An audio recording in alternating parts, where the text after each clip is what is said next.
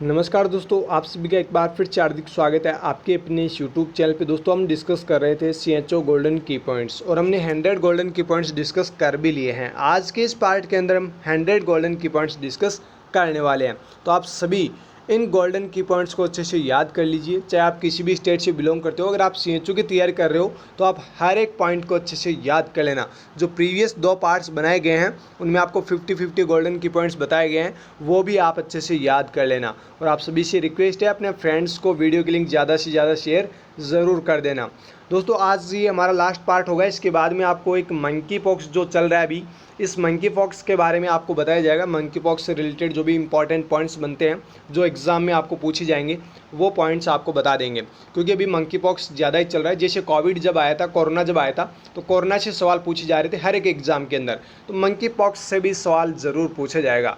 तो इसके बारे में मैं आपको बता दूंगा। नेक्स्ट जो भी वीडियो होगा अपना, वो मंकी पॉक्स का ही होगा, तो इसको भी आप ज़रूर देखना।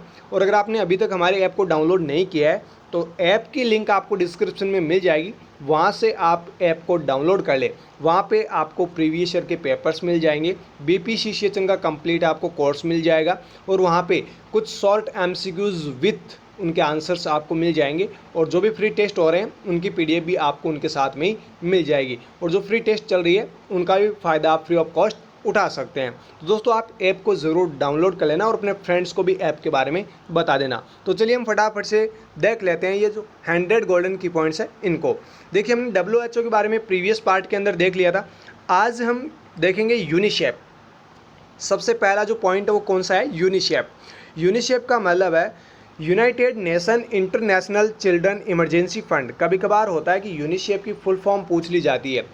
अब बच्चों को क्या होता है कि पता ही नहीं होता, उनको तो ये पता होता है कि यूनिसेफ है और यूनिसेफ एस्टेब्लिश को भी हुई है, ये भी उनको पता है।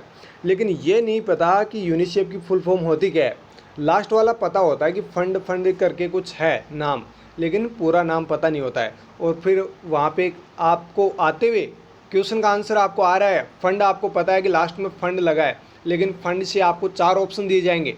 उनमें सिर्फ मिस्टेक जो की जाती है वहाँ पे नेशनल, इंटरनेशनल, चिल्ड्रन की जगह और कुछ दे देते हैं, इमरजेंसी की जगह और कुछ दे देते हैं। ऐसे करके चेंज करके, एक वर्ड को चेंज करके सिर्फ ऑप्शंस दिए जाते हैं। तो ध्यान रखना, यूनिसेफ की फुल फॉर्म होती है United Nations international children emergency fund.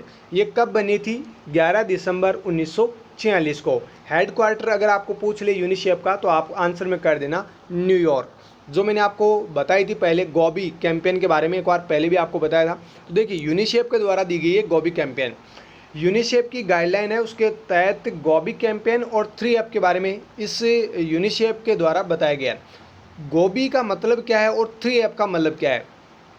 गोबी का मतलब है, जी का मतलब हो गया ग्रोथ मॉनिटरिंग, ओ का मतलब हो गया ORS, बी का मतलब हो गया ब्रेस्ट फीडिंग। और जैसे कि आप सभी को पता है अभी चल रहा है अगस्त। क्या चल रहा है? अगस्त।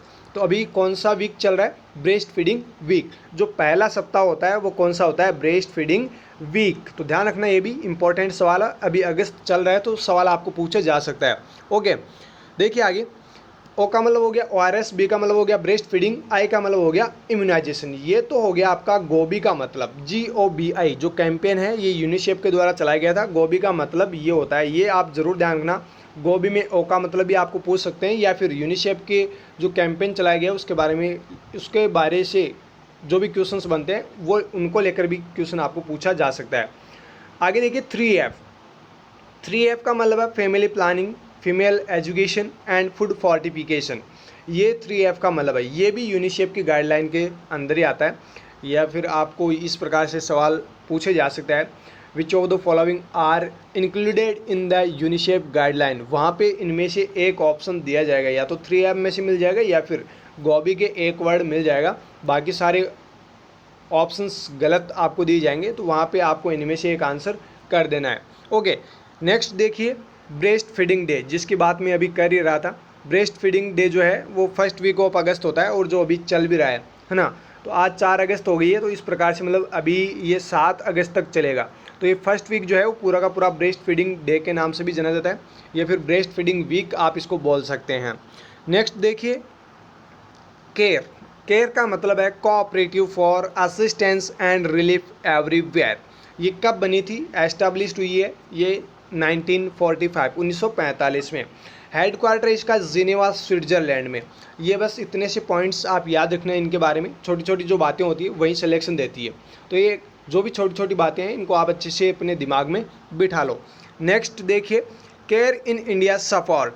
जो केयर है, ये जो केयर बनाई गई यानी cooperative for assistance and relief everywhere, जो एक एजेंसी बना रखी है, ये एजेंसी इंडिया को सपोर्ट करती है। किसमें? ICDS स्कीम में। जो ICDS स्कीम इंडिया के अंदर चल रही है उसको सपोर्ट कौन करती है, ये सवाल आपको पूछा जा सकता है। तो आपको आंसर में करना होगा केयर। क्या करोगे आप आंसर में? केयर। वहाँ पे यूनिसेफ भी दिया जाएगा आपको ऑप्शन में, केयर भी दिया जाएगा, WHO भी दिया जाएगा, और आपको नॉन ऑफ द अबव या फिर ऑल ऑफ द अबव, इस प्रकार से भी ऑप्शंस जो है वो दिए जाएंगे। तो आप आंसर कर देना केयर। देखिए, ICDS का मतलब होता है इंटीग्रेटेड चाइल्ड डेवलपमेंट सर्विसेज या फिर integrated child development services scheme. ये भी आप थोड़ा सा ध्यान रखना, ICDS की फुल फॉर्म कभी कभार पूछ ली जाती है। नेक्स्ट देखिए, रेड क्रॉस। रेड क्रॉस जो सोसाइटी है इसको लेकर बहुत बार सवाल पूछे जा चुके हैं। एम्स जैसी बड़ी बड़ी इंस्टीट्यूट की जब एग्ज़ाम होती है तो उनमें भी यहाँ से सवाल पूछे जा चुके हैं। पहला सवाल जो बनता है और जो एम्स ने अभी 2020 में भी पूछा था कि रेड क्रॉस सोसाइटी जो है या फिर रेड क्रॉस जो कमेटी है वो किसके द्वारा बनाई गई है। अब वही पॉइंट आपको यहाँ पे सबसे पहले दिया गया है, red cross committee by Henry Donald in 1864। Henry Donald के द्वारा रेड क्रॉस कमेटी या फिर रेड क्रॉस सोसाइटी बनाई गई थी। कब बनाई गई थी? 1864 में। ये सन तो फिर भी नहीं पूछते, बट सवाल ये आपको ज़रूर पूछते हैं, रेड क्रॉस सोसाइटी या फिर रेड क्रॉस कमेटी कब बनी थी या फिर किसने बनाई थी। कब बनी थी ये तो बहुत कम पूछते हैं, किसने बनाई थी, किसने बनाई थी। तो आप आंसर में कर देना हेनरी डोनाल्ड। ये एम्स में पूछा जा चुका है सवाल, है ना। तो ये रिपीट होते हैं बार बार ऐसे सवाल। अब आपको नेक्स्ट जो सवाल पूछा जाएगा वो पूछा जाएगा, रेड क्रॉस लीग सोसाइटी कब बनी थी। तो आप आंसर कर देना 1919 में रेड क्रॉस लीग सोसाइटी बनी थी। इसका हेड क्वार्टर आपको पूछा जाए तो आंसर में कर देना जिनेवा स्विट्ज़रलैंड। केयर का भी हेड क्वार्टर कहाँ पे है? जिनेवा स्विट्ज़रलैंड में। रेड क्रॉस सोसाइटी का भी हेड क्वार्टर कहाँ पे है? जिनेवा स्विट्ज़रलैंड में। और WHO का भी हेड क्वार्टर कहाँ पे है? Geneva Switzerland. WHO के बारे में मैंने आपको प्रीवियस पार्ट के अंदर पॉइंट्स बताया था, वहाँ पे आपने पढ़ा भी होगा।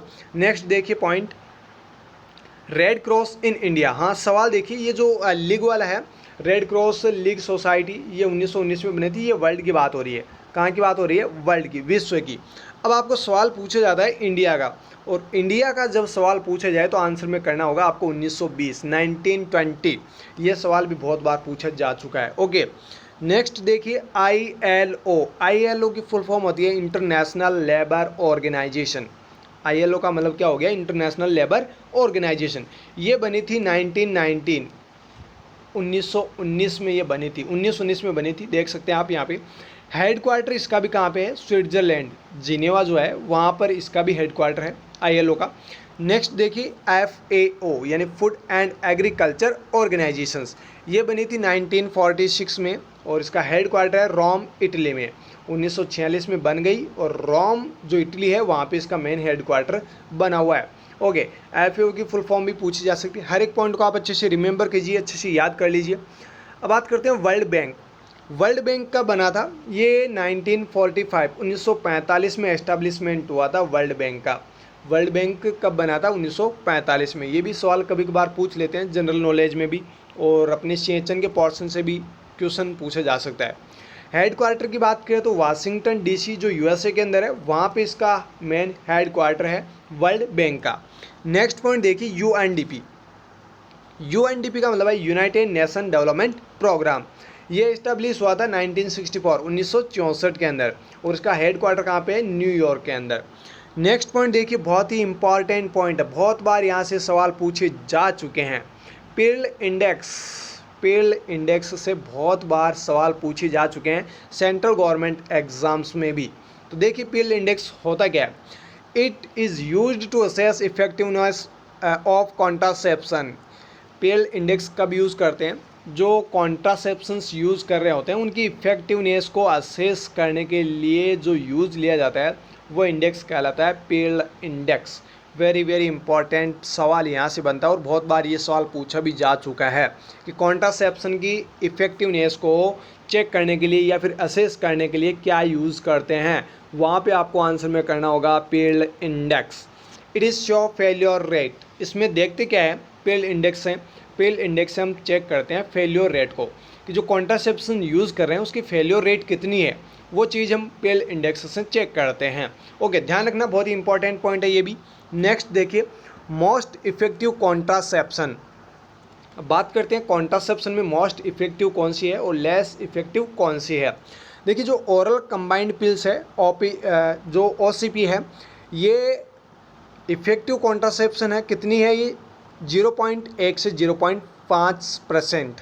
ये इतनी ही इफेक्टिव है, यानी 0.1 से लेकर 0.5% तक इफेक्टिव होती है OCP, ओरल कॉन्ट्रासेप्टिव पिल्स या फिर ओरल कंबाइंड पिल्स। अब बात करते हैं IUD की। IUD कितनी क्या इफेक्टिव है? तो ये है 0.5 to 2.0, 0.5 से 2% तक इफेक्टिव होती है IUD। बात करें मेल कॉन्डोम्स की, तो मेल कॉन्डोम्स कितने इफेक्टिव होते हैं कॉन्ट्रासेप्शन में? 2% से लेकर 14% तक, मात्र 2 से 14% तक जो है ये मेल कॉन्डोम्स कॉन्ट्रासेप्शन के तौर पे इतने इफेक्टिव होते हैं। बात करते हैं फीमेल कॉन्डोम्स की। फीमेल कॉन्डोम्स जो है वो 5% से लेकर 21% तक जो है ये कॉन्ट्रासेप्शन इफेक्टिवनेस है फीमेल कॉन्डोम्स की। ओके, अब बात करते हैं मेल कॉन्डोम्स के बारे में।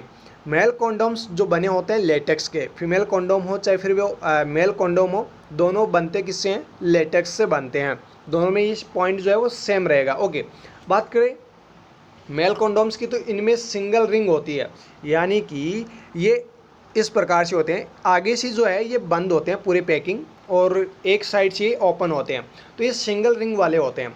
लेकिन जो फीमेल कॉन्डोम्स होते हैं वो दोनों तरफ से ओपन होते हैं, दोनों तरफ से ओपन होते हैं। तो इसमें क्या होती है? डबल रिंग होती है। इसमें एक रिंग हो गई, इसमें डबल रिंग हो गई। तो ये भी डिफरेंस थोड़ा सा आप ध्यान रखना।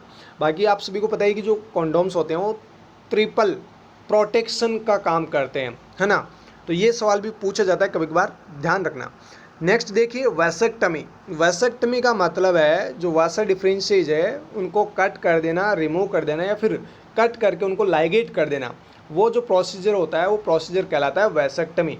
ट्यूबेक्टमी में क्या करते हैं? Removal and cutting of fallopian tube. Fallopian tube को कट कर दिया जाता है या फिर रिमूव कर दिया जाता है या फिर कट करके उनको लाइगेट कर दिया जाता है डिफरेंट साइड में। यानी कि जैसे ये है आपकी फेलोपियन ट्यूब, कुछ इस प्रकार से हैं, बाकी स्ट्रक्चर आप समझ लीजिए ना। ये फेलोपियन ट्यूब है, यहाँ से इसको यहाँ से कट करेंगे और इस तरफ मतलब यहाँ पे लाइगेट कर देंगे, यहाँ पे बांध देंगे इसको। ये आगे वाला जो पोर्शन है इसको इधर करेंगे और इसको यहाँ पे लाइगेट कर देंगे, यानी दोनों के बीच में गैप कर दिया इन्होंने। अब ना तो इधर से ओम आगे जा पाएगा ना स्पर्म इधर से आगे जा पाएगा, तो दोनों का मिलन ही नहीं होगा तो बच्चा नहीं लगेगा, है ना। तो ये क्या है? कॉन्ट्रासेप्शन है, ये परमानेंट कॉन्ट्रासेप्शन है ट्यूबेक्टमी और वैसेक्टमी। वैसेक्टमी में भी कुछ इसी प्रकार से करते हैं, जो वैसे डिफरेंसेस है उनको भी इसी प्रकार से कट करके लाइगेट कर दिया जाता है। नेक्स्ट देखिए पोस्ट प्रोसीजर केयर। वैसेक्टमी में पोस्ट प्रोसीजर केयर क्या करेंगे? तो देखिए the person will sterile after 30 ejaculation या 3 मंथ। देखिए जो पर्सन है वो अगर स्टेराइल है तो आफ्टर 30 इजेकुलेशन या फिर 3 मंथ जो है उसको पोस्ट प्रोसीजर केयर देनी है अगर वैसेक्टमी हुई है तो। Okay, avoid heavy physical activity for 15 days. अगर वैसेक्टमी किसी पर्सन ने करवाई है तो उसको कहना है कि फिजिकल एक्टिविटी जो है, हैवी फिजिकल जो एक्टिविटी है वो आपको नहीं करनी है 15 दिन के लिए। और इतने इजेकुलेशन यानी 3 महीने तक किसी प्रकार का कोई भी इजेकुलेशन नहीं करना है, ये भी उसको बताना है। Okay, T bandage for 15 days. और उस पेशेंट की वैसेक्टमी हुई है तो टी बैंडेज जो है ये 15 दिन तक उस पर्सन को कंटिन्यूस करनी होती है। ओके, नेक्स्ट पॉइंट देखिए डायफ्राम। डायफ्राम को और अदर किस नाम से जाना जाता है? सवाल ये भी आपको पूछा जाता है, तो ध्यान रखना। डच कैप के नाम से जाना जाता है डायफ्राम को। ये इसका क्या है? दूसरा नाम। It is used before sexual activity as a cervical cap. इसको सेक्सुअल एक्टिविटी से जस्ट पहले डायफ्राम को इंसर्ट किया जाता है। ये सर्वाइकल कैप के तौर पे काम करती है। कहने का मतलब ये है कि इस प्रकार से एक डायफ्राम आता है ना, इसको जस्ट सेक्सुअल एक्टिविटी से पहले इसको इंसर्ट कर दिया जाता है, जिससे ये आगे स्पर्म को जाने से रोक देता है, मतलब स्पर्म वगैरह जो है वो आगे एंटर नहीं कर पाते हैं। आगे देखिए इसमें, it is made of silicon, ये सिलिकन से बनी होती है। कौन? डायफ्राम या फिर डच कैप। साइज़ की बात करें तो 5x10 सेंटीमीटर इसकी साइज होती है। It is placed for 6 hours after sexual activity, मतलब इसको एक बार प्लेस अगर आपने कर लिया तो सेक्सुअल एक्टिविटी के 6 घंटे बाद में इसको वापस मतलब प्लेस करना है। ओके, नेक्स्ट देखिए इसका कॉम्प्लिकेशन भी है, टॉक्सिक शॉक सिंड्रोम। डायफ्राम का कॉम्प्लिकेशन क्या है? टॉक्सिक शॉक सिंड्रोम, TSS, ये मेन कॉम्प्लिकेशन है डायफ्राम का। सवाल यहाँ से पूछा जाता है, ये तो फिर भी नहीं पूछा जाता बट ये ज़रूर पूछा जाता है कि डायफ्राम का कॉम्प्लिकेशन क्या है? TSS यानी toxic shock syndrome. Next point देखिए, वेजाइनल स्पंज, ये कुछ कॉन्ट्रासेप्शंस के बारे में यहाँ पे हर एक पॉइंट इंपॉर्टेंट है, अच्छे से इनको याद कर लेना। वेजाइनल स्पंज को और किस नाम से जाना जाता है? तो आप आंसर में कर देना टूडे के नाम से जाना जाता है वेजाइनल स्पंज को। ये भी सिलिकन से बनी होती है, it is made of silicon. इसकी साइज होती है 5x2.5 सेंटीमीटर, 5x2.5 सेंटीमीटर इसकी साइज होती है। इट इंक्लूड्स स्पर्मिसाइड, इसके अंदर क्या होते हैं? स्पर्मिसाइड होते हैं, जो क्या करते हैं? स्पर्म्स की जो मोटिलिटी होती है, गति जो होती है स्पर्म्स की दौड़ करने की, भागने की, उनको वो रिड्यूस कर देते हैं, तो फैलोपियन ट्यूब तक पहुंच ही नहीं पाते हैं। तो ये इसमें मतलब एक जो इसका एक कैरेक्टरिस्टिक है जो वेजाइनल स्पंज का, वो क्या है? ये स्पर्मिसाइड होती है, या फिर ये आप इस प्रकार से बोल सकते हैं जो स्पर्म्स है उनको किल करने का ये काम करती है। नेक्स्ट देखिए, before use vaginal sponge should be wet, मतलब जो वेजाइनल स्पंज है उसको यूज़ करने से पहले वेट करने की ज़रूरत होती है। वेट वैसे नहीं, जो वेट यहाँ पे वेट अलग है, वो वेट अलग होता है, इंतज़ार वाला वेट अलग होता है। ओके, नेक्स्ट देखिए, it is placed for 6 hours after sexual activity. अगर सेक्सुअल एक्टिविटी किसी ने कर ली है तो उसको, मतलब अगर वो वेजाइनल स्पंज यूज़ कर रहा है तो उसको 6 घंटे बाद में वेजाइनल स्पंज जो है वो यूज़ करने की आप एडवाइस दोगे। नेक्स्ट देखिए, इसका भी कॉम्प्लिकेशन क्या होता है? TSS, toxic shock syndrome. Vaginal sponge का भी क्या है complication? Toxic shock syndrome. Next देखिए, कॉन्ट्रासेप्शन केमिकल। कॉन्ट्रासेप्शन में जो केमिकल यूज़ होता है वो कौन सा है? देखिए आपको आंसर में कर देना है नॉन-ऑक्सिनल 9। नॉन-ऑक्सिनल 9 एक केमिकल है जो कॉन्ट्रासेप्शन में काम आता है। नेक्स्ट देखिए, कॉपर टी जो है वो 2 साल की प्रोटेक्शन देती है। सिर्फ यहाँ पे बात हो रही है कॉपर टी में भी अलग अलग वैसे पार्ट्स होते हैं, लेकिन कॉपर टी जो है ये 2 साल तक प्रोटेक्शन देती है, जबकि कॉपर टी 200 जो है ये 3 से 4 साल तक प्रोटेक्शन देती है। वहीं कॉपर टी 380A जो है वो 10 साल तक प्रोटेक्शन देती है। तो इनमें भी अलग अलग वेराइटी आती है, जो भी वेराइटी आप यूज़ करना चाहिए वो यूज़ कर सकते हैं ना। तो मतलब यहाँ पे कॉपर टी जो है वो सिर्फ 2 साल तक प्रोटेक्शन देगी। अगर कॉपर टी 200 आप लगवा रहे हैं तो वो 3 से 4 साल तक प्रोटेक्शन देगी, फिर इनको वापस रिप्लेस करना होगा। और जो कॉपर टी 380A है वो 10 साल तक प्रोटेक्शन देती है, तो इसको 10 साल बाद में रिप्लेस करने की ज़रूरत होती है। ये सबसे लंबे समय तक प्रोटेक्शन करने का काम करती है कॉपर टी 380A। नेक्स्ट देखिए, ideal limiting use intrauterine device. सवाल यहाँ से भी पूछा जाता है कि IUD जो हम लगा रहे हैं उसका आइडियल टाइम कितना होता है, कब हम IUD लगाते हैं? इसका मैंने आपको शायद वो वीडियो शायद आप लोगों तक नहीं पहुंची होगी, बट जल्दी पहुंच जाएगी वो भी। उसके अंदर मैंने अच्छे से आपको और एक्सप्लेन कर रखा है इसको। देखिए, जो IUDs होती है इनका आइडियल टाइम होता है within 10 days of menstrual cycle, यानी कि मेंस्ट्रुअल साइकिल जैसे अराइज होता है उसके 6 से 7 दिन बाद, या फिर 7वें दिन आप बोल सकते हैं, 7 से 10 दिन के बीच में इनको इंसर्ट करना होता है। मतलब विदिन 10 डेज़ मेंस्ट्रुअल साइकिल के आपको IUD जो है वो इंसर्ट करनी होती है। लेकिन ध्यान रखिएगा, मैंने बोला है 7 से 10 दिन, तो मतलब 7 दिन पे आइडियल टाइम आपको पूछ ले तो 7 डे जो है वो आप करेक्ट आंसर कर देना कि 7वें दिन हम मेंस्ट्रुअल साइकिल जैसे स्टार्ट होता है उसके 7वें दिन हम IUD इंसर्ट कर सकते हैं। आगे देखिए, आफ्टर डिलीवरी विदिन 1 वीक, अगर डिलीवरी हुई है और वो IUD इंसर्ट करवाना चाहती है महिला तो उसको भी 1 वीक के बाद में यानी 7 दिन बाद में ही इंसर्ट करना है। Okay, 6 to 8 week after delivery, या फिर अगर आपने 1 वीक पे उसने मतलब IUD इंसर्ट नहीं करवाई, मतलब मान लीजिए 7 से 10 दिन के बीच में उन्होंने IUD इंसर्ट नहीं करवाई, तो फिर वो 6 से 8 वीक आफ्टर डिलीवरी, 6 से 8 वीक के बाद में वो आईयूडी इंसर्ट करवा सकती है। वैसे ही 6 महीने तक लैक्टेशनल एमनोरिया होता है ना, तो वैसे प्रोटेक्शन है, तो ये 6 से 8 महीने बाद में भी आईयूडी इंसर्ट करवा सकते हैं डिलीवरी के बाद में। नेक्स्ट देखिए आईयूडी कॉम्प्लिकेशन, यहाँ से बहुत बार सवाल पूछे जा चुके हैं, मैंने वैसे उस वीडियो में भी अच्छे से एक्सप्लेन कर रखा है, तो वो वीडियो भी आपको जल्द मिल जाएगी। वैसे ऑडियो क्लिप है, बट आप उन पॉइंट्स को भी अच्छे से सुन लेना, अच्छे से याद कर लेना। देखिए आईयूडी कॉम्प्लिकेशन, आईयूडी का कॉम्प्लिकेशन क्या है, तो मोस्ट कॉमन कॉम्प्लिकेशन क्या होता है, ब्लीडिंग। यूट्राइन ब्लीडिंग क्या है, मोस्ट कॉमन कॉम्प्लिकेशन, बहुत बार ये सवाल पूछा जा चुका है। आगे देखिए यूट्राइन पेन, ये भी मोस्ट कॉमन कॉज है। ये क्या है, मोस्ट कॉमन कॉज। आईयूडी के कॉम्प्लिकेशंस की बात करें तो ब्लीडिंग तो क्या हो गया, most common complication. Uterine pain क्या हो गया, मोस्ट कॉमन कॉज, यानी आईयूडी जब हम इंसर्ट करेंगे तो महिला को बहुत ज़्यादा पेन होगा, तो ये क्या है, मोस्ट कॉमन कॉज है। नेक्स्ट देखिए पीआईडी, पैल्विक इन्फ्लामेटरी डिजीज़, ये भी क्या है, कॉम्प्लिकेशन है। यूट्राइन परफोरेशन भी कॉम्प्लिकेशन है। एक्टोपिक प्रेगनेंसी इसकी वजह से हो सकती है, ये भी क्या है, कॉम्प्लिकेशन है। तो ये सारे के सारे कॉम्प्लिकेशन से यहाँ से इंपॉर्टेंट सवाल बनता है ब्लीडिंग से और यूट्राइन पेन से, तो ये दोनों आप ध्यान रखना, दोनों पॉइंट्स का अच्छे से। नेक्स्ट देखिए IUD highest removal rate, IUD जो है उसमें हाईएस्ट रिमूवल रेट किसकी होती है, तो आपको आंसर में कर देना है LNG, यानी लीवोनॉर्जेस्ट्रेल। नेक्स्ट पॉइंट देखिए आईयूडी लोअर रिमूवल रेट, कौन सी वो आईयूडी है जिसकी रिमूवल रेट सबसे लो होती है, वो होती है प्रोजेस्ट्रेट। नेक्स्ट देखिए आईयूडी हाईएस्ट एक्सपल्सन रेट, कौन सी वो आईयूडी है जिसके एक्सपेल आउट होने के बहुत ज़्यादा रिस्क होते हैं, वो होती है लिप्स लूप। जो लिप्स लूप होते हैं उनकी सबसे ज़्यादा हाईएस्ट एक्सपल्सन रेट होती है।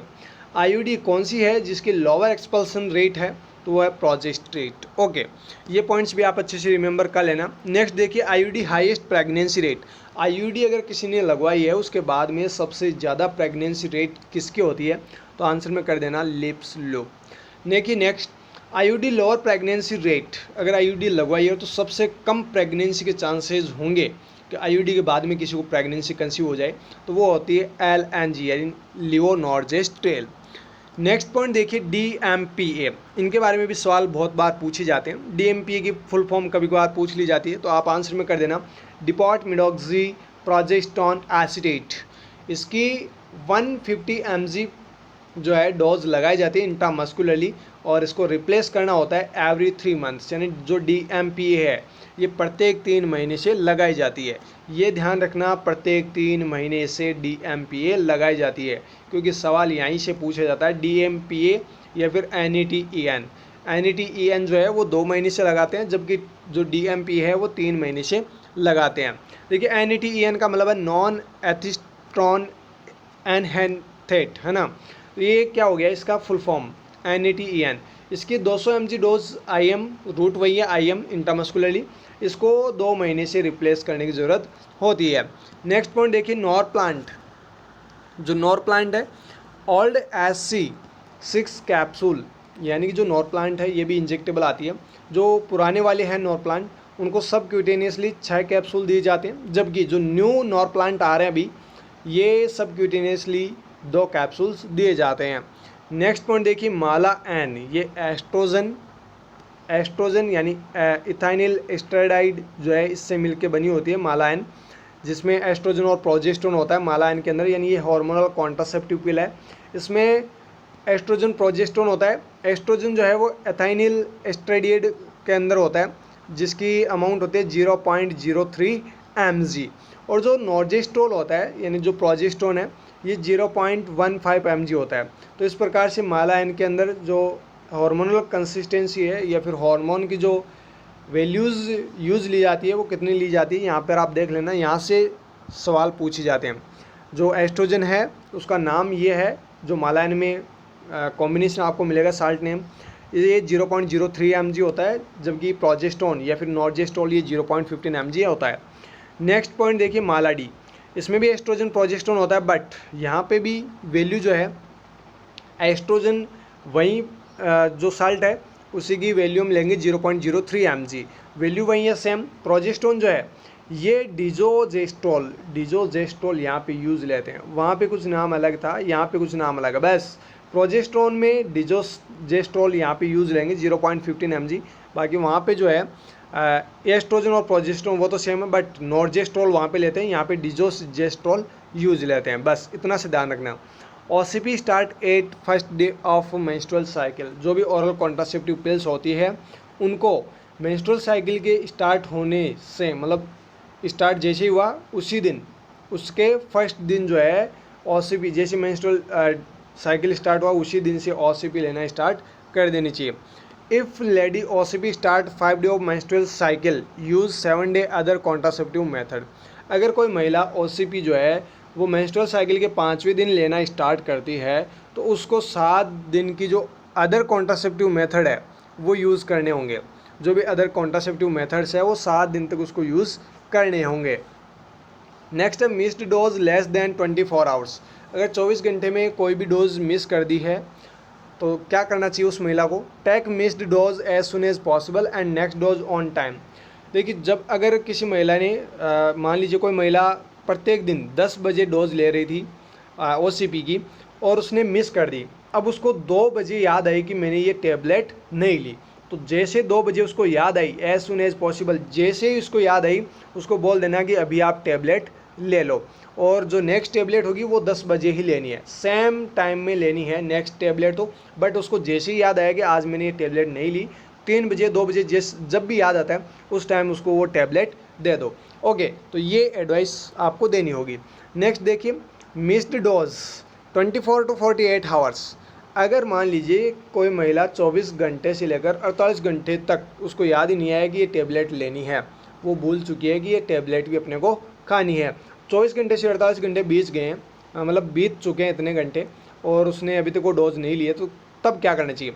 Take missed dose plus next dose on time. Same वही है कि जो मिस्ड डोज हुई है वो डोज तो देनी है, वो डोज तो देनी है। एक मिस हुई है तो एक दे दो, 2 मिस हो गई तो दोनों डोज आप दे दो, साथ ही नेक्स्ट जो डोज देनी है वो तो सेम टाइम ही देनी है।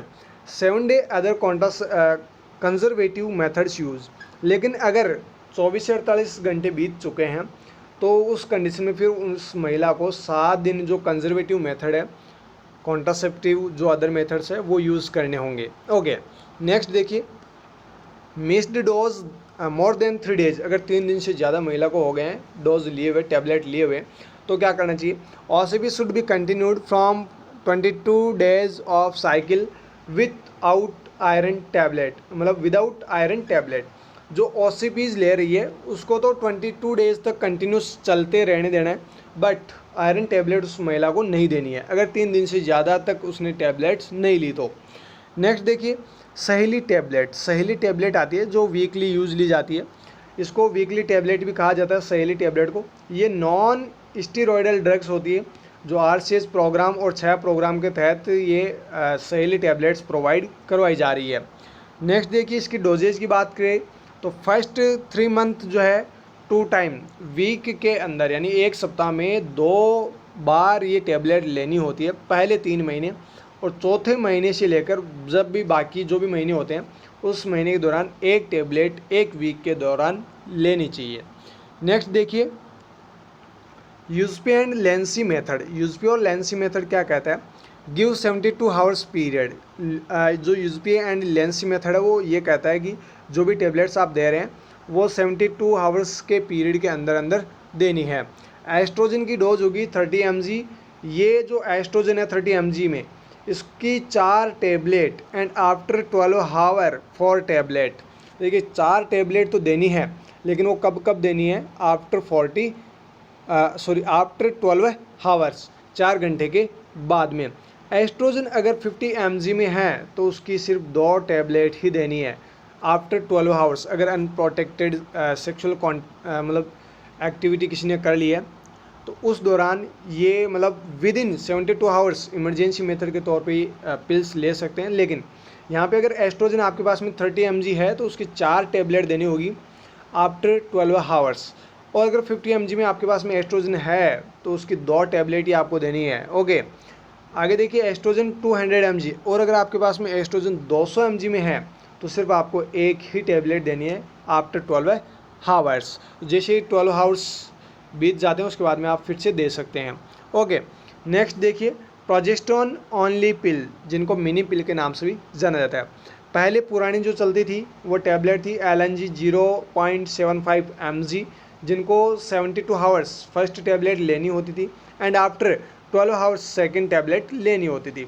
यानी कि अनप्रोटेक्टेड अगर सेक्सुअल एक्टिविटी किसी पर्सन से या फिर किसी कपल से हो जाए, within 72 hours progesterone only pill या फिर मिनी पिल्स जो होती है वो यूज़ करने की ज़रूरत होती है। अगर 0.75 mg के अंदर है ये, यानी ओल्ड वाली LNG आपके पास में है, तो with in 72 hours first tablet देनी होती है और उसके बाद जस्ट 12 घंटे बाद में आप सेकंड टैबलेट दे सकते हैं। अभी जो नई टैबलेट आई है LNG की वो 1.5 mg में है, वो इसकी डबल डोज है। कितनी डोज है? डबल डोज है। तो पहले तो एक टैबलेट जो है दी जा रही थी 12 मतलब जैसे ही विद इन 72 आवर्स आपने एक टैबलेट दी, उसके बाद में 12 घंटे बाद में सेकंड टैबलेट भी देनी होती थी। बट यहाँ पे सिर्फ एक ही टैबलेट की ज़रूरत है, वो विद इन 72 आवर्स आपको देनी होती है, जिससे कि जो भी कपल्स है, न्यूली कपल्स है, जिनको पता नहीं था और अनप्रोटेक्टेड उन्होंने सेक्स कर लिया, तो उनको विद इन 72 आवर्स ये प्रोजेस्टेरोन ओनली पिल्स देने के लिए आप सजेशन ज़रूर करें।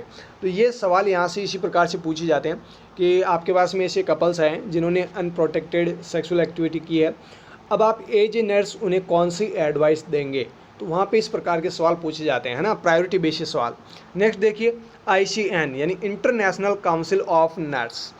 इंटरनेशनल काउंसिल ऑफ नर्स बनी थी, यानी ये जो कमिटी है या फिर जो भी सोसाइटी है, एजेंसी है, जो भी है, ये 1899 यानी जो इंटरनेशनल काउंसिल ऑफ नर्सेज है, इसका गठन हुआ था 1899 के अंदर। इसके प्रेसिडेंट कौन है अभी? NAT Kennedy. एनएटी कैनेडी जो है वो अभी इसके प्रेसिडेंट है। हेडक्वार्टर कहाँ पे इसका? भी जिनेवा स्विट्जरलैंड के अंदर।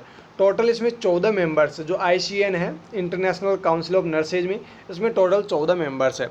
नेक्स्ट देखिए ICN फंक्शन। ICN फंक्शन क्या करती है? ये कोड ऑफ इथिक्स, जो भी नर्सेज के कोड ऑफ इथिक्स है वो बनाने का काम किसका होता है? ICN का। प्रमोट नर्सिंग रिसर्च, और जो भी नर्सिंग रिसर्च होती है इनको प्रमोट करने का काम भी किसका होता है? ICN का। नेक्स्ट देखिए इंटरनेशनल नर्सेज डे, जो कि 12 मई को मनाया जाता है, सभी को पता भी होगा। ओके, यहाँ से भी सवाल पूछे जाते हैं। नेक्स्ट देखिए इंटरनेशनल नर्सेज डे 2019 थीम, जो 2019 की थीम थी वो क्या थी? Nursing the balance of mind, body and spirit. ये थीम थोड़ी सी आप ध्यान रखना।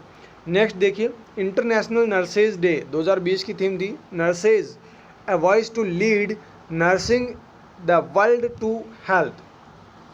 ओके, नेक्स्ट देखिए ये WHO के द्वारा दी गई है सारी की सारी, जो भी दोनों थीम बताई वो। नेक्स्ट देखिए ICN लोगो। ICN का लोगो बना था 1999 के अंदर, और वो लोगो किस प्रकार का है? वाइट हार्ट लोगो, बिल्कुल सफ़ेद दिल। कैसा? सफ़ेद दिल, यानी वाइट हार्ट लोगो है। 1919 को बना था ये। आगे देखिए ICN, एक ICN हमने पढ़ लिया है, वो इंटरनेशनल था। अब आ रहा अपना इंडिया का। देखिए ICN यानी इंडियन नर्सिंग काउंसिल। जो ICN है, इंडियन नर्सिंग का INC आप बोल सकते हैं, sorry INC, Indian nursing council. ICN हो गया ये भी। चलिए इसको थोड़ा सा करेक्शन कर लेना, या फिर इंडियन काउंसिल ऑफ नर्सिंग बोल सकते हैं आप, इसको ICN भी बोल सकते हैं और INC भी बोल सकते हैं। ओके, तो INC वैसे अच्छा रहेगा क्योंकि INC हम ज़्यादा पढ़ते हैं। INC का मतलब हो गया इंडियन नर्सिंग काउंसिल। ये MOHFW यानी ministry of health and family welfare के द्वारा ये बनाया गया था। कब? 1947 के अंदर। 1947 में MOHFW के अंडर INC का जो है गठन किया गया था। MOHFW का मतलब मैंने आपको बता दिया, ministry of health and family welfare. Functioning start ये 1947 में तो बन गई थी INC, लेकिन ये फंक्शनिंग स्टार्ट कब हुई थी? ये 1947 में। इसके प्रेसिडेंट अभी कौन थे 2021 में? T दिलीप कुमार। अगर चेंज हो गई हो ये डाटाज तो आप एक बार कंफर्म वोट कर लेना, चेक कर लेना। नेक्स्ट देखिए टोटल 49 मेंबर्स, इसमें INC में टोटल 49 मेंबर्स होते हैं। नेक्स्ट देखिए ICN या फिर INC के फंक्शंस क्या है? रजिस्ट्रेशन सर्टिफिकेट फॉर फॉरेनर और NRI नर्सिंग कैंडिडेट। जो भी फॉरेनर कैंडिडेट्स होते हैं या फिर NRI जो भी नर्सिंग के कैंडिडेट्स हैं उनको रजिस्ट्रेशन सर्टिफिकेट प्रोवाइड करना, ये मेन फंक्शन है INC का। नेक्स्ट देखिए development of syllabus and curriculum. जो क्यूरिकुलम है, जो सिलेबस है, वो डेवलप करने का भी काम किसका है? INC का। नेक्स्ट देखिए BSc and post basic BSc nursing. BSc nursing और पोस्ट बेसिक BSc नर्सिंग 2006 से स्टार्ट हुई थी, ज़्यादा दिन अभी हुए नहीं हैं। 2006 से स्टार्ट हुई थी BSc नर्सिंग और post basic BSc nursing. MSc nursing की शुरुआत हुई थी 2008 के अंदर। एएनएम की शुरुआत हुई थी 2012 और 2013 के अंदर। जीएनएम की शुरुआत हुई थी 2015 और 16 के अंदर। तो अभी ज़्यादा दिन नहीं हुए हैं जीएनएम एएनएम को चलते, लेकिन बीएससी नर्सिंग तो काफ़ी दिनों से चल रही है, 2006 से ही। तो ये जो डेट है ये भी आप ध्यान रखना, शायद यहाँ से भी सवाल कभी कभार पूछ लिए जाते हैं, वैसे पूछे भी गए हैं एमएससी नर्सिंग एंट्रेंस एग्जाम्स में ऐसे सवाल। नेक्स्ट देखिए एसएनसी। एसएनसी का मतलब है स्टेट नर्सिंग काउंसिल। हर एक स्टेट की नर्सिंग काउंसिल है और हर एक स्टेट का रजिस्ट्रेशन सर्टिफिकेट भी आपको दिया जाता है। तो वो जो एसएनसी बनी थी ये सबसे पहले मद्रास में बनी थी 1926 के अंदर। इसके बाद में अलग अलग स्टेट में ये डेवलप होती गई। सबसे पहले मद्रास में बनी थी 1926 में। नेक्स्ट देखिए आरएनसी यानी राजस्थान नर्सिंग काउंसिल। जो राजस्थान नर्सिंग काउंसिल है ये बनी थी 1964 में। इसके जो प्रेसिडेंट वो कौन है, डॉक्टर के शर्मा। और रजिस्ट्रार कौन है, महेश कुमार शर्मा। अभी चेंज हो गए होंगे, वैसे यहाँ से वैसे प्रेसिडेंट और रजिस्ट्रार के वैसे सवाल तो नहीं पूछे जाते, बस ये तो आपकी नॉलेज के लिए है। नेक्स्ट देखिए आरएनसी फंक्शन। आरएनसी कौन कौन से फंक्शन करता है, रिन्यूअल और रजिस्ट्रेशन। जो भी रजिस्ट्रेशन है, अगर जैसे रजिस्ट्रेशन है, जो रजिस्ट्रेशन सर्टिफिकेट होता है उसकी वैलिडिटी होती है, उस वैलिडिटी के बाद में उनको रिन्यू भी करना होता है। तो ये रजिस्ट्रेशन सर्टिफिकेट भी देता है और उनको रिन्यूअल का काम भी ये करता है। Examination of GNM and ANM. ANM और जीएनएम के एग्जाम भी कौन करवाता है, आरएनसी। Inspection with INC. और जब आईएनसी आती है राजस्थान तो इनके साथ में इंस्पेक्शन का काम भी कौन करती है, आरएनसी। नेक्स्ट देखिए टीएनएआई। टीएनएआई का मतलब है trend nurse association of India. ये 1908 में बनी थी और इसके प्रेसिडेंट है अनिता देवधर। वैसे आप ये जो डाटा है जैसे प्रेसिडेंट वाले ये आप एक बार फिर से चेक कर लेना क्योंकि चेंज हो सकते हैं ये तो। आगे देखिए एसएनए यानी स्टूडेंट नर्सेज एसोसिएशन। ये 1929 में एस्टैब्लिश हुई थी। इसके प्रेसिडेंट है Deep Kamal B Vyas. Annually function for student nurses. जो भी स्टूडेंट नर्सेज है उनके लिए एनुअली फंक्शन जो है वो क्रिएट किए जाते हैं एसएनए के द्वारा। नेक्स्ट देखिए nursing theory in India. Nursing की जो थ्योरीज दी गई थी इंडिया के अंदर वो कब कब हुई है, जो भी थ्योरीज डेवलप की गई है या फिर क्रिएट की गई है वो देखिए। 1871 सबसे पहले 1871 में 6 महीने का ट्रेनिंग प्रोग्राम चलाया जाता था नर्सेज के लिए। ये स्टार्ट हुआ था मद्रास चेन्नई के अंदर। 1871 में 6 महीने की नर्सिंग ट्रेनिंग हुआ करती थी और ये सबसे पहले स्टार्ट हुई थी मद्रास चेन्नई से। एलएचवी का नाम आपने सुना होगा, लेडी हेल्थ विजिटर्स का। ये 1916 में बनी थी। मतलब लेडी हेल्थ विजिटर्स के बारे में लोगों को पता चलने लग गया था 1916 के बाद में। ये लखनऊ में सबसे पहले इसकी शुरुआत हुई थी एलएचवी की। अभी बात करें बेसिक बीएससी नर्सिंग के बारे में कि बीएससी नर्सिंग कब स्टार्ट हो गई थी। बीएससी नर्सिंग जो है वो 1946 में स्टार्ट हो चुकी थी। भैया 1946 में बीएससी नर्सिंग की शुरुआत हो गई थी और सबसे पहले राक कॉलेज जो है न्यू दिल्ली में, वहाँ से बीएससी नर्सिंग की शुरुआत हुई थी। राक यानी राजकुमारी अमृता कौर। जो राजकुमारी अमृता कौर कॉलेज है वहाँ से स्टार्ट हुई थी बेसिक बीएससी नर्सिंग 1946 में। बात करें एएनएम की तो एएनएम जो है इनकी पोस्ट वगैरह अभी चल भी रही है। वैसे भी बिहार में अभी 10,000 प्लस पोस्ट निकाली गई है। एएनएम का जो कोर्स है 1951 में स्टार्ट हुआ था और सबसे पहले पंजाब में ये कोर्स स्टार्ट किया गया था। नेक्स्ट बात करते हैं नेक्स्ट जो है बात करते हैं पोस्ट बेसिक बीएससी नर्सिंग या फिर बीएससी नर्सिंग के बारे में। तो ये 1953 में स्टार्ट हुआ था। एलएमसी जो कॉलेज है बेंगलोर में, वहाँ से इसकी शुरुआत हुई थी। एमएससी नर्सिंग भी राक कॉलेज से ही स्टार्ट हुई थी। कब, 1959 में। 1959 में एमएससी नर्सिंग स्टार्ट हो गई थी। राक कॉलेज में सबसे पहले इसकी शुरुआत हुई थी। वैसे ही नर्सिंग में एमफिल भी आप कर सकते हैं राक कॉलेज से। सिर्फ और सिर्फ जो राक कॉलेज है राजकुमारी अमृता कौर जो कॉलेज है वहाँ से आप नर्सिंग में एमफिल भी कर सकते हैं। इसकी शुरुआत भी 1981 में कर दी गई थी। नेक्स्ट देखिए पीएचडी अगर आप नर्सिंग में करना चाहते हैं तो वो भी आप कर सकते हैं राक कॉलेज से। जो राजकुमारी अमृता कौर कॉलेज है वहाँ से इसकी शुरुआत भी 1991 में कर दी गई थी। अब बात करते हैं ethical principle in nursing. Nursing के अंदर जो इथिकल प्रिंसिपल्स है उनके बारे में। सबसे पहले जस्टिस। जस्टिस का मीनिंग क्या होता है, यहाँ से डेफिनेशन से सवाल पूछे जाते हैं। तो जस्टिस का मतलब है means fairness to work and equality और इन वर्क। यानी जस्टिस का मतलब हो गया जो भी आप वर्क कर रहे हैं वो इक्वलिटी में करें, या फिर जो भी आप केयर किसी भी पर्सन को दे रहे हैं वो आप इक्वलिटी में दें।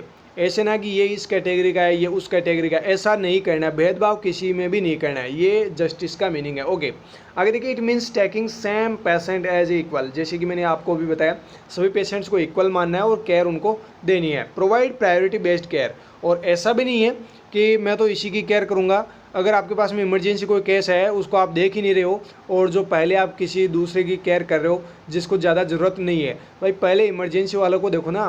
प्रायोरिटी केयर सबसे बेस्ट जो है, मतलब जो प्रायोरिटी बेसिस जो केयर होती है वो आपको पहले उनको प्रायोरिटी देनी है, ये भी जस्टिस के अंतर्गत ही आती है। नेक्स्ट देखिए, फिडेलिटी। फिडेलिटी का मतलब होता है फेथफुली और keep promise. Fidelity means giving all the reasonable care which is promised to patient, मतलब फेथफुली, बिल्कुल रेस्पेक्टफुली और फेथफुली आप वहाँ पे काम करेंगे जब भी आप पेशेंट की केयर दे रहे हैं, तो आपके पास आपके मतलब फिडेलिटी जो है वो आपके अंदर होनी चाहिए।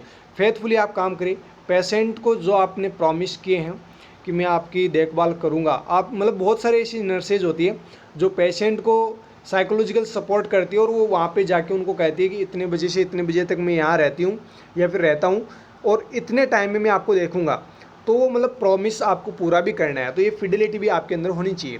नेक्स्ट देखिए, वेरासिटी। वेरासिटी का मतलब है ट्रूथफुलनेस, जो भी आप केयर दे रहे हैं वो अपने मन से दे रहे, मतलब बिल्कुल सही आप केयर दे रहे हैं। ऐसा नहीं है आपको मतलब इंजेक्शन के लिए बोला है कि जो डाइक्लोफेनिक इंजेक्शन है वो आपको लगाना है और आप लगा के आ गए डाइसाइक्लोमाइन, ऐसा नहीं करना है। ट्रूथफुलनेस आपको केयर पेशेंट को देनी है।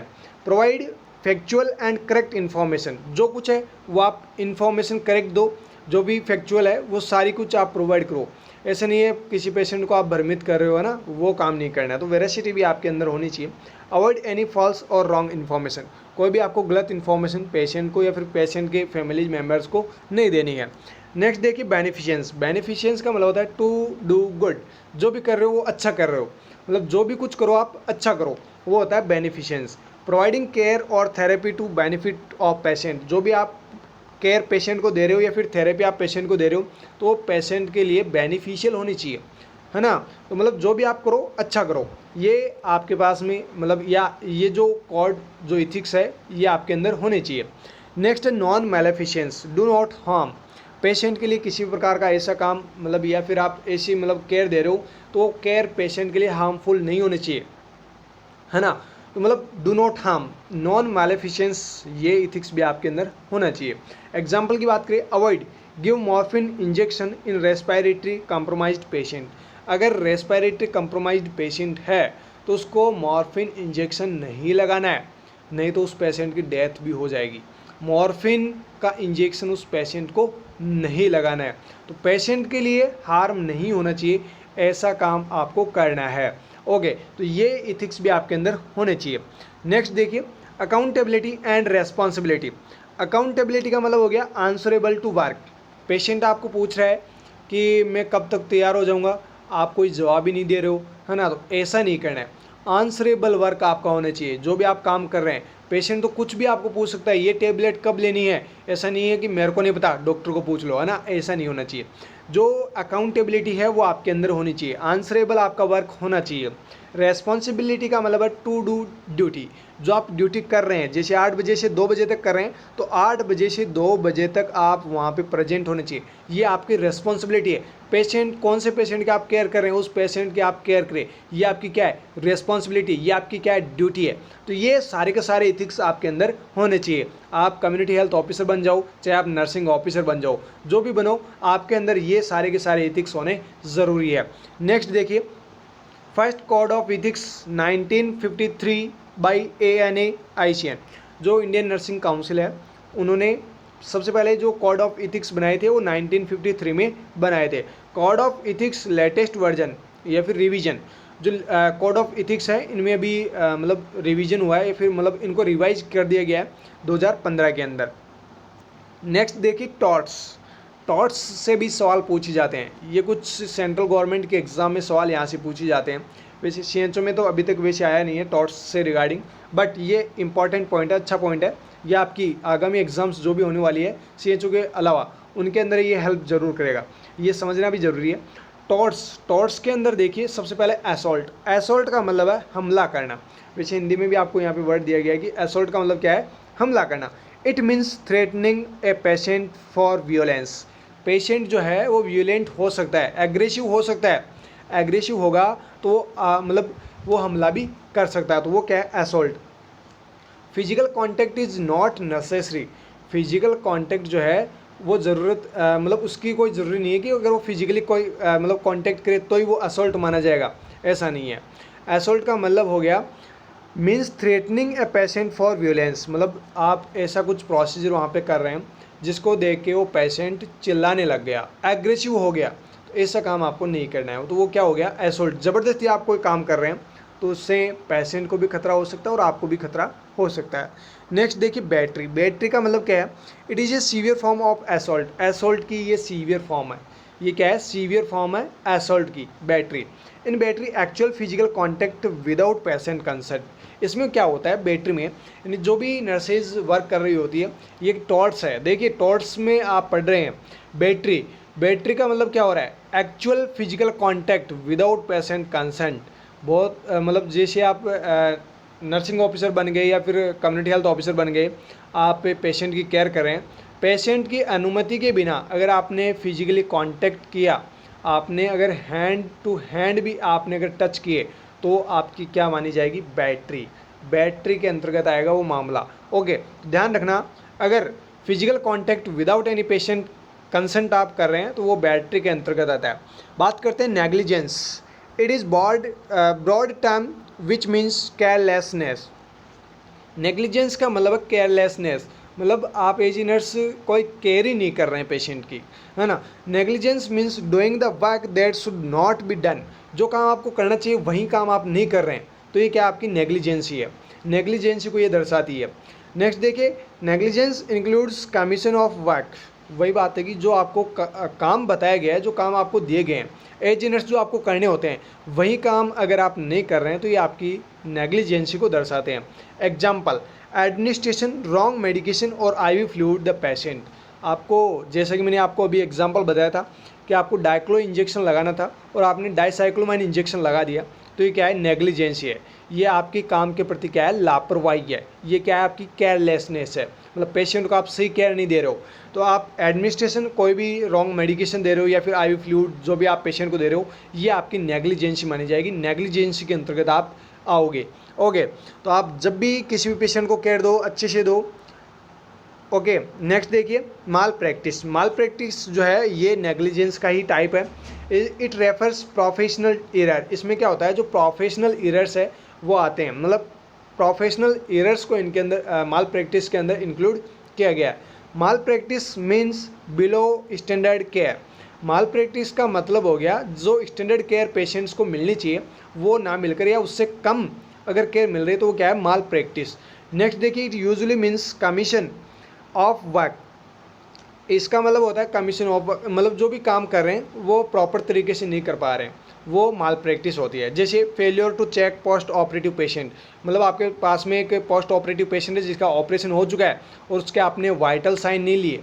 डेली आपको पता है कि सुबह आपको वाइटल साइन लेने हैं, दोपहर में लेने हैं और शाम को लेने हैं, ये आपको पता है, आपका काम है, लेकिन आपने नहीं लिए, मॉर्निंग में आपने वाइटल साइन नहीं लिए और आप चाहते हैं कि 12 बजे जब जो भी सुपरवाइज़र जो भी है आपका, वो अगर वहाँ पे आ गया, उसने देख लिया, तो वो क्या कहलाएगी, आपकी माल प्रैक्टिस। आप वहाँ पे कुछ करना चाहिए तो वो नहीं हो पाएगा, है ना।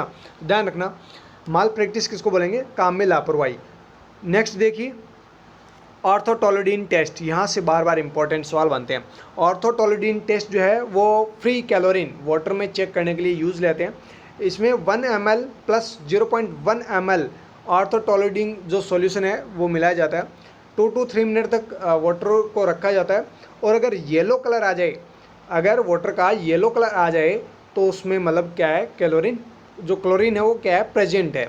नेक्स्ट देखिए, वाटर प्यूरिफिकेशन बाय बॉइलिंग, मतलब जो बॉइलिंग करके, मतलब पानी को उबाल कर, पानी को गर्म करके वाटर को क्या कर रहे हैं, प्यूरीफाई कर रहे हैं, उसको साफ़ सुथरा बना रहे हैं। तो इसके लिए टेम्परेचर की ज़रूरत पड़ेगी 100 डिग्री सेंटीग्रेड। और कितने टाइम के लिए, 5 से 10 मिनट के लिए। 100 डिग्री टेम्परेचर पे पानी को रख दो 5 से 10 मिनट के लिए, आपका पानी पीने लायक हो जाएगा। नेक्स्ट देखिए, water purification by bleaching powder. अगर ब्लीचिंग पाउडर से आप वाटर प्यूरिफिकेशन कर रहे हैं तो आपको क्लोरीनेटेड जो भी टेबलेट आती है उनको मिक्स करना होगा आपको वाटर लाइम के साथ में, फिर chlorinated mix by water lime. 5% chlorinated lime जो है ये आपको बनाना है और ये आपको वाटर में मिलाना है, इससे भी आप वाटर प्योरीफाई कर सकते हैं। नेक्स्ट है क्लोरीन टैबलेट। क्लोरीन टैबलेट आती है 0.5 mg की जो टैबलेट्स होती है वो 20 लीटर वाटर को, 0.5 mg टैबलेट जो होती है वो 20 लीटर वाटर को प्योरीफाई कर सकती है। Iodine solution 2 drops of 2% iodine solution in A litre of water. अगर एक लीटर वाटर को आप प्योरीफाई कर रहे हैं तो उसके लिए आप 2 ड्रॉप या फिर 2% आयोडीन सॉल्यूशन जो है वो यूज़ कर सकते हैं। और आयोडीन का आपने ये भी सुना होगा, ये इमरजेंसी मेथड है। अगर इमरजेंसी में आपको वाटर प्योरीफाई करना है तो आयोडीन सॉल्यूशन या फिर ये जो आयोडीन है वो यूज़ कर सकते हैं। ये बीपीसी सेशन में पढ़ोगे जब आपकी ट्रेनिंग होगी उस दौरान। ओके, नेक्स्ट देखिए नॉइस फ्रिक्वेंसी। नॉइस की जो फ्रिक्वेंसी होती है, आवाज़ की फ्रिक्वेंसी डेसिबल में चेक करते हैं। ह्यूमन ईयर सेंसिटिविटी, जो ह्यूमन बींग्स है वो कितनी मतलब साउंड को सुन सकते हैं, तो वो वैल्यू यहाँ पे दे रखी है 20 से लेकर 20,000 हर्ट्ज तक। विस्परिंग मतलब कानाफूसी करना है ना, एक दूसरे के कान में धीरे से बताना, उसमें जो साउंड जो अराइज होती है, उत्पन्न होती है, वो होती है 20 से 30 डेसिबल। नॉर्मल स्पीच, जब नॉर्मली किसी पर्सन से आप बात करते हैं तो उसमें जो भी साउंड आती है वो 60 से 70 डेसिबल की होती है। ईयर मैक्सिमम टॉलरेंस, और जो कान है आपके वो कितनी साउंड को टॉलरेट कर सकते हैं, 85 से 90 डेसिबल को। टिम्पेनिक मेम्ब्रेन जो है वो रप्चर हो जाती है अगर 150 डेसिबल से ज़्यादा की साउंड हो तो।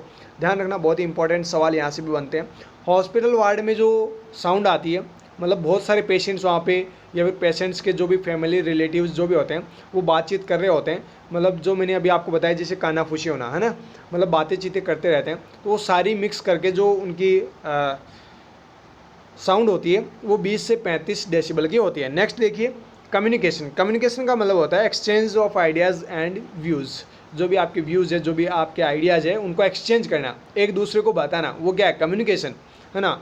नेक्स्ट देखिए कम्युनिकेशन एलिमेंट्स। 5 एलिमेंट्स होते हैं, sender, message, channel, receiver and feedback. Sender ने मैसेज भेज दिया, सेंडर ने क्या किया, मैसेज भेज दिया। मैसेज किसके थ्रू गया, चैनल के थ्रू, किसी भी चैनल के थ्रू आप भेजते हैं, ऐसे तो नहीं, या तो आप फेस टू फेस किसी से बात कर रहे हैं या फिर फ़ोन से आप कर रहे हैं, तो मतलब फ़ोन क्या है आपका, क्या हो गया, चैनल। क्या हो गया, चैनल। आप अगर ईमेल के थ्रू भेज रहे हैं तो ईमेल क्या होगी, चैनल। अब वो मैसेज चला गया रिसीवर के पास में, किसके पास में, रिसीवर के पास में। अब रिसीवर ने जवाब दे दिया आपको, जो भी आपने मैसेज भेजा था उसका जवाब दे दिया, तो वो क्या हो गया आपका, फीडबैक। अगर वो पर्सन जिसके पास में मैसेज गया है उसने अगर आपको वापस जवाब नहीं दिया तो आपका प्रॉपर कम्युनिकेशन नहीं कहलाएगा, क्योंकि वो रिसीवर तक जाकर ही वो रुक गया। अगर फीडबैक नहीं मिला है तो आपको पता ही नहीं चलेगा कि वो अपना कम्युनिकेशन हुआ है कि नहीं हुआ है। अगर आप किसी को बोल रहे हैं कि आपको सर दर्द हो रहा है, पेशेंट ना तो हाँ कर रहा है, ना कर रहा है, और ना कुछ इशारे कर रहा है, तो आप कैसे समझोगे कि उसको हेडेक ही हो रखा है ना। तो अगर ये क्या है, एक जो कम्युनिकेशन होना चाहिए नॉर्मली, वो कम्युनिकेशन नहीं हो पा रहा है ना। नेक्स्ट देखिए बैरियर ऑफ कम्युनिकेशन। कौन कौन से वो बैरियर्स है जो कम्युनिकेशन में बाधा डाल सकते हैं।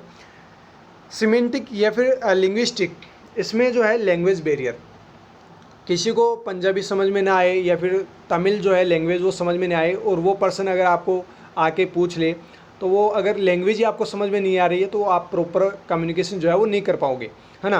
तो ये क्या है, लैंग्वेज जो है वो भी बैरियर बन सकती है कम्युनिकेशन के अंदर। Communication barrier from sender language to receiver understanding language.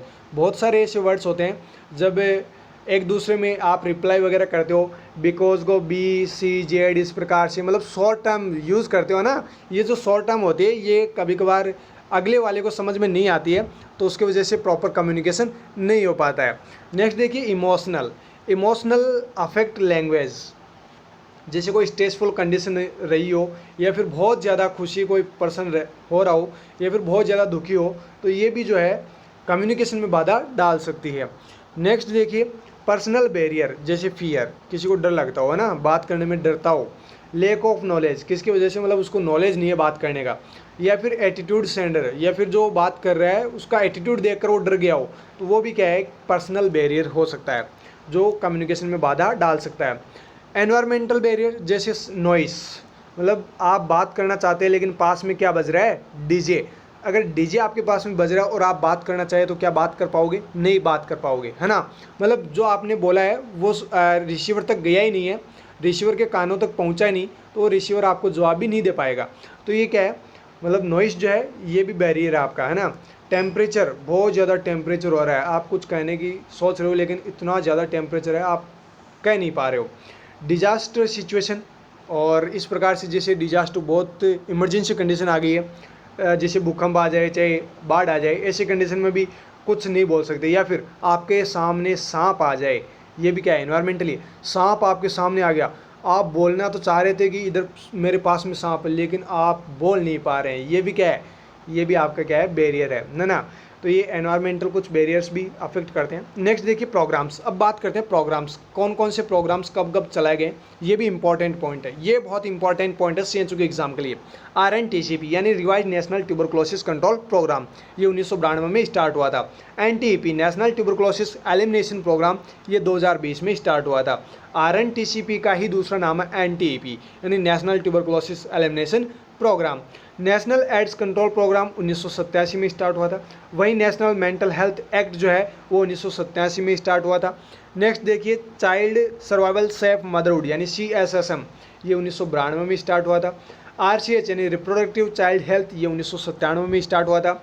National pulse polio immunisation जो प्रोग्राम था ये 1995 में स्टार्ट हुआ था। फर्स्ट फेज जो थी इसकी वो 9 दिसंबर 1995 में स्टार्ट हुई थी। नेक्स्ट देखिए NRHM यानी नेशनल रूरल हेल्थ मिशन, 12 अप्रैल 2005 में स्टार्ट हुआ था। NUHM यानी नेशनल अर्बन हेल्थ मिशन, ये 2013 में स्टार्ट हुआ था। नेशनल गोइटर कंट्रोल प्रोग्राम 1962 में स्टार्ट हुआ था। और मिड डे मील के बारे में आपने सुना होगा, MDM मिड डे मील, ये 1961 में, ये भी आप ध्यान रखना। नेक्स्ट देखिए अगर आ जाता है तो अच्छी बात है, नहीं तो ये याद रखना। नेक्स्ट देखिए नेशनल गोइटर कंट्रोल प्रोग्राम 1962 में स्टार्ट हुआ था। National Iodine Deficiency Disorder Control programme, ये 1992 में, इसको शॉर्ट फॉर्म में कहते हैं NIDDCP, है ना, National Iodine Deficiency Disorder Control Programme, 1992 में स्टार्ट हुआ था। PCPNDT एक्ट जो 1994 में लागू हुआ था, यहाँ से सवाल पूछा जाता है PCPNDT एक्ट से आप क्या समझते हैं, इसका फुल फॉर्म होता क्या है, तो आप आंसर में कर देना Pre Conception Pre Natal Diagnosis Technique Act, यानी जब जो भी गर्ल्स जब मतलब प्रेगनेंसी जब कंसीव होती है उसके बाद में सोनोग्राफी से डिटेक्ट कर लेते हैं, और अर्ली प्रेगनेंसी ही अगर गर्ल्स फाइंड आउट होती है तो उसको टर्मिनेट करवा देते हैं। तो इसके लिए एक एक्ट बनाया गया फिर कि भाई जो भी बच्ची पैदा हो रही है उसको टर्मिनेट ना करवाए, उसके लिए एक एक्ट बनाया गया जिसका नाम है PCPNDT एक्ट। इसके तहत जो भी ऐसा अगर काम कर रहे हैं तो उसके ऊपर केस भी होता है, और उस पर जो भी चार्ज वगैरह जो भी उसमें मुकदमा दर्ज होता है उसके बाद में उसको फाइन भी भरना होता है। तो ये 1994 में बनाया गया था।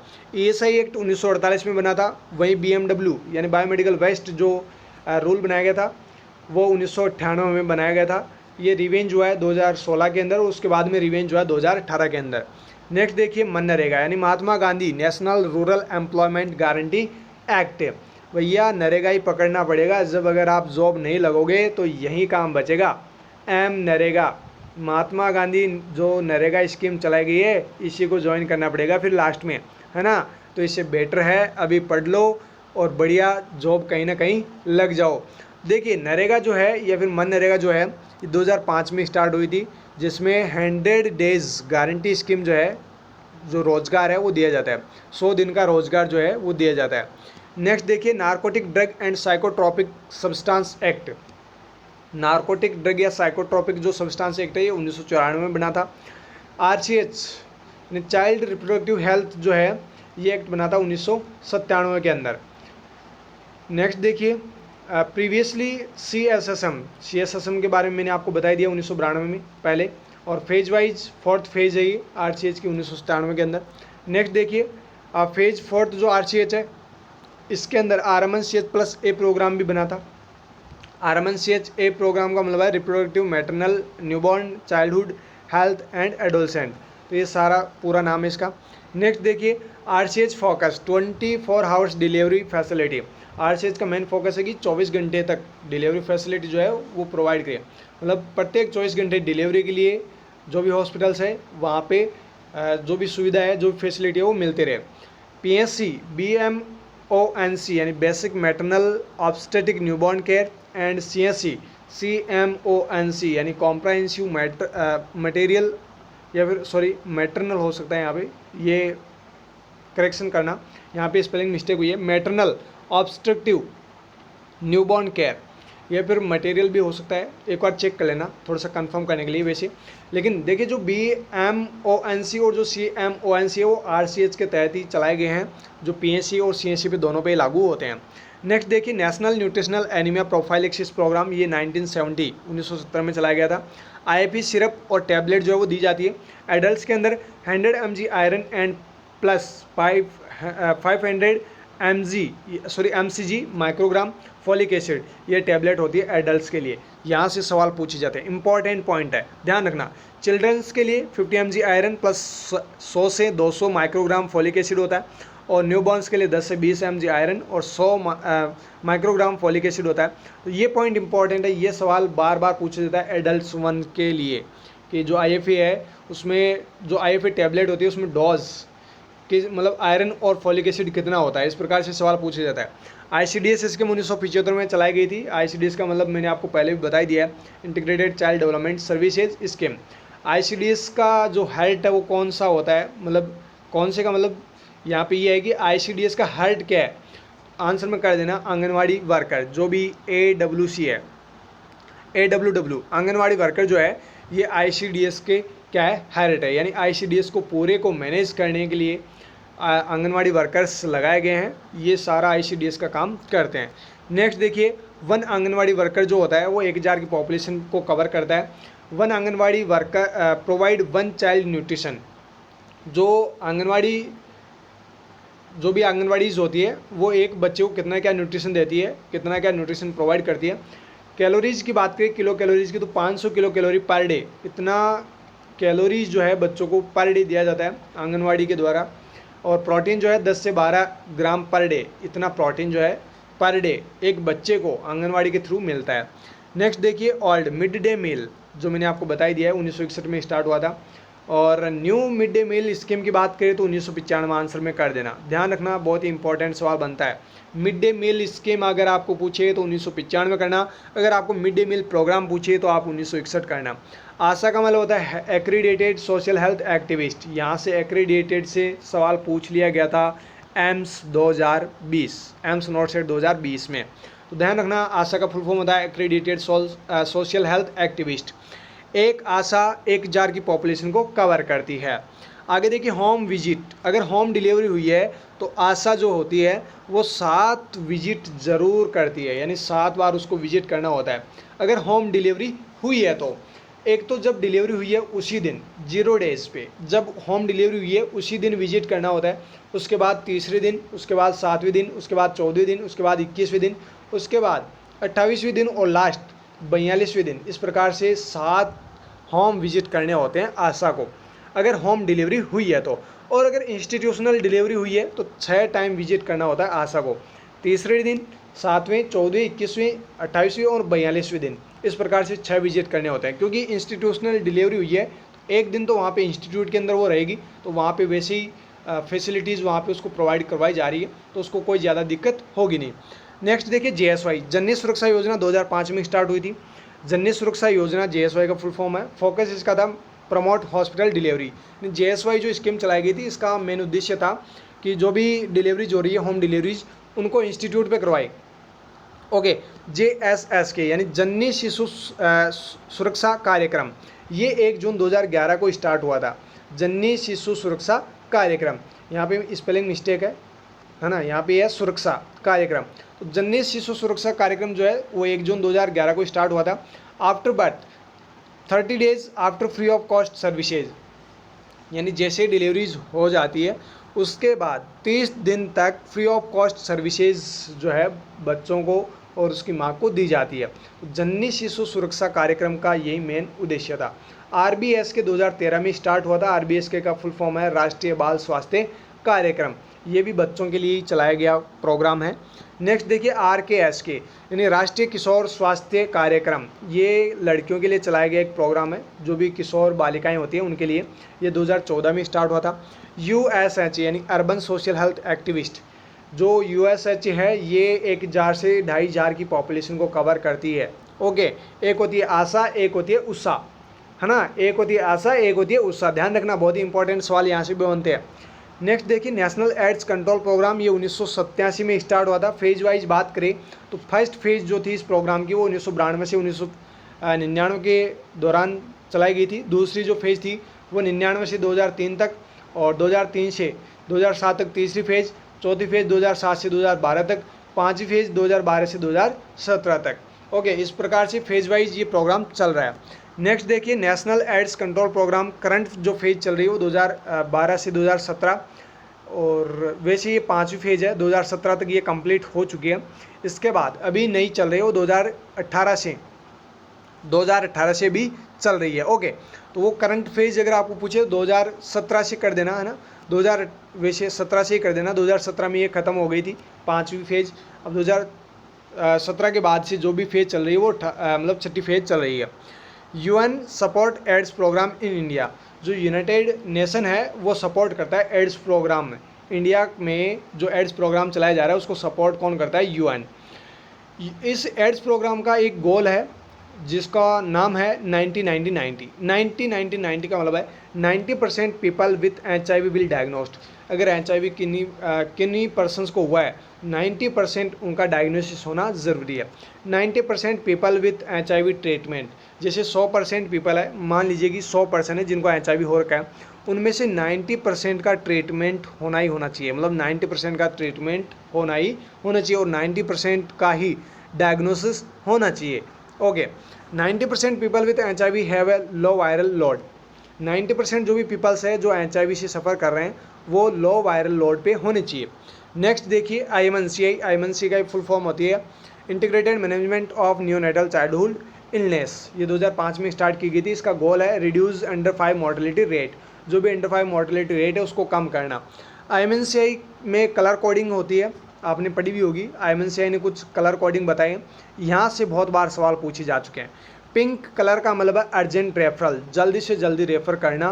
पिंक कलर जो है वो इंडिकेट करता है IMNCI गाइडलाइन के अकॉर्डिंग। येलो कलर यानी OPD बेसिस ट्रीटमेंट हम दे सकते हैं। जैसे पेशेंट आया उसको ट्रीटमेंट दिया, वापस घर भेज दिया। और अगर पिंक कलर कोडिंग दे रहे हो तो उसको मतलब अर्जेंट रेफर करने की ज़रूरत है। Green colour home based treatment.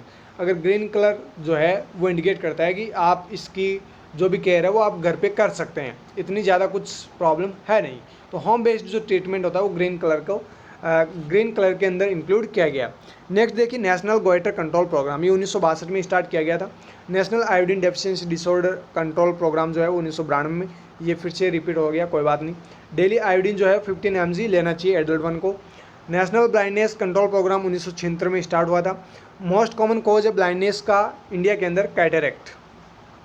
India is first country to launch blindness control programme. ये भी सवाल पूछा जाता है कि ब्लाइंडनेस कंट्रोल प्रोग्राम में इंडिया का कौन सा स्थान है वो ऑल ओवर वर्ल्ड के अंदर, तो आप बता देना फर्स्ट। यानी कि पहली ये ऐसी कंट्री है जिसने ब्लाइंडनेस कंट्रोल प्रोग्राम स्टार्ट किया है या फिर लॉन्च किया है।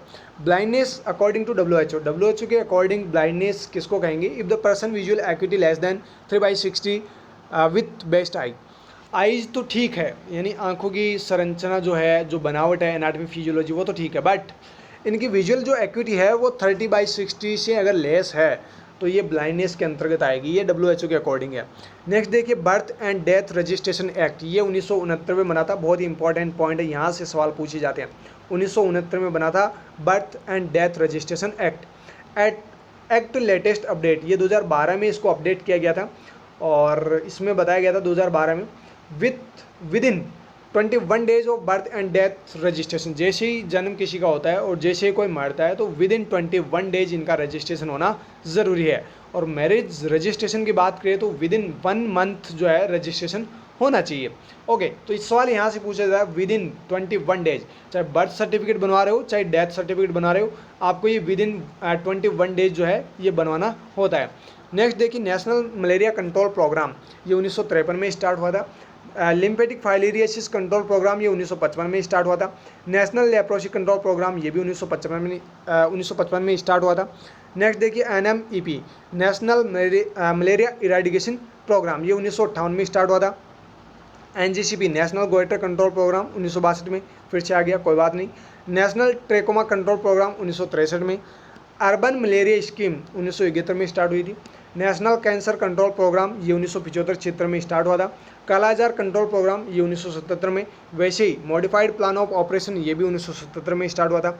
NLEP यानी नेशनल लेप्रोसी इराडिकेशन प्रोग्राम ये 1983 में स्टार्ट हुआ था। National guinea worm eradication programme 83-84 में हुआ था, यानी 1983-84 में ये प्रोग्राम स्टार्ट हुआ था। बेबी फ्रेंडली हॉस्पिटल इनिशिएटिव यानी BFHI ये 1991 में स्टार्ट हुआ था। याज इरेडिकेशन प्रोग्राम 1996-97 के अंदर स्टार्ट हुआ था। नेशनल एंटी मलेरिया प्रोग्राम ये 1999 में स्टार्ट हुआ था। National Vector Borne Disease Control programme ये 2003-2004 में स्टार्ट हुआ था। Integrated Disease Surveillance Project IDSP जो है वो 2004-2009 में स्टार्ट हुआ था। हर एक पॉइंट को यहाँ से याद कर लेना दोस्तों, यहाँ से सवाल पूछे जा सकता है। प्रधानमंत्री स्वास्थ्य सुरक्षा योजना यानी PMSSY ये 2006 में स्टार्ट हुई थी। National Tobacco Control Programme NTCP 2007-08 में स्टार्ट हुआ था। नेक्स्ट देखिए, National Programme for Prevention of Control of Disease Diabetes Cardiovascular Disease and Stroke यानी SNPCDCS ये 2008 में स्टार्ट हुई थी। प्रधानमंत्री जन धन योजना ये 2014 में स्टार्ट हुई थी। और जो प्रधानमंत्री सुरक्षा योजना है ये 2015 में स्टार्ट हुई थी। प्रधानमंत्री जीवन ज्योति बीमा योजना 2015 में स्टार्ट हुई थी। प्रधानमंत्री नेशनल डायलिसिस प्रोग्राम ये 2016 में स्टार्ट हुआ था। Ayushman Bharat and national health project mission ये 2018 में स्टार्ट हुआ था और इसी के तहत कम्युनिटी हेल्थ ऑफिसर्स की वैकेंसी निकाली जा रही है। HWC में जो भी सब सेंटर्स है उनको हेल्थ एंड वेलनेस सेंटर में कन्वर्ट किया जा रहा है अंडर आयुष्मान जो भारत स्कीम है इसके तहत। Okay, next point, second last point है integrated emergency response support system यानी ERSS ये लॉन्च हुआ था राजस्थान में 25 दिसंबर 2020 को। नेक्स्ट देखिए, India was the first country in the world to have launch the National Programme for Family Planning in 1952।